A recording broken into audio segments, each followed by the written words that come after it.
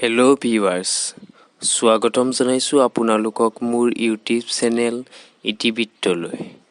আজি আমি ইতিবৃত্তত দুজন মুচিৰ বিষয়ে আলোচনা কৰিবলৈ চেষ্টা কৰিম। মুচি দুজন হৈছে এডল্ফ ডেছলাৰ আৰু ৰুডল্ফ ডেছলাৰ। দুয়োজন হৈছে ক্ৰমান্বয়ে এডিডাছ আৰু পুমা কোম্পানীৰ স্বত্বাধিকাৰ।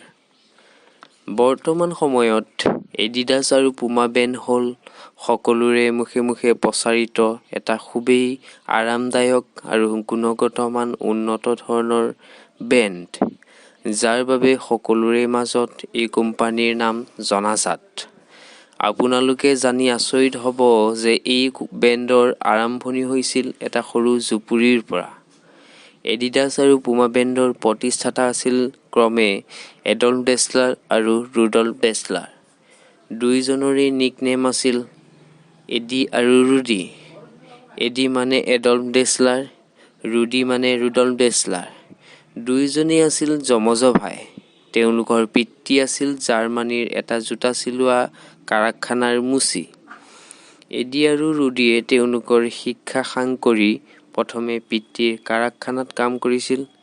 কিছুদিনৰ পিছত ৱৰ্ল্ড ৱাৰ প্ৰথম আৰম্ভ হয় আৰু তেওঁলোকে জাৰ্মানী হৈ যুদ্ধত যোগ দি শেষত সুৰক্ষিতভাৱে ঘৰলৈ ঘূৰি আহে। দুয়ো আছিল খেলুৱৈ।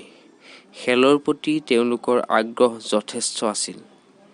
পিতৃয়ে বনাই দিয়া জোতা তেওঁলোকৰ কমফৰ্ট অনুভৱ হোৱা নাছিল।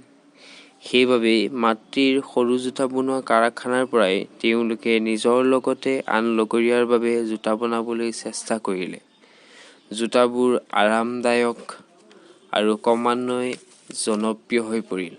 এনেদৰে এদিন 1924 চনত ডেছলাৰ ব্ৰাদাৰ্ছ নামেৰে এটা কাৰখানা আৰম্ভ কৰে।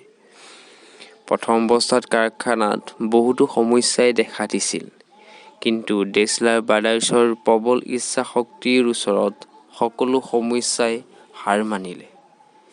তেওঁলোকৰ ডেছলাৰ ব্ৰাদাৰ্ছৰ আচল সফলতা আহে 12 বছৰৰ অন্তত, যেতিয়া 1934 চনৰ ছামাৰ অলিম্পিকছত জাৰ্মানীত হয়, য'ত দৌৰবিদ জেছে ওৱেন্সে ডেছলাৰ ব্ৰাদাৰ্ছৰ জোতা পিন্ধি 4টাকৈ গ'ল্ড মেডেল জয় কৰে।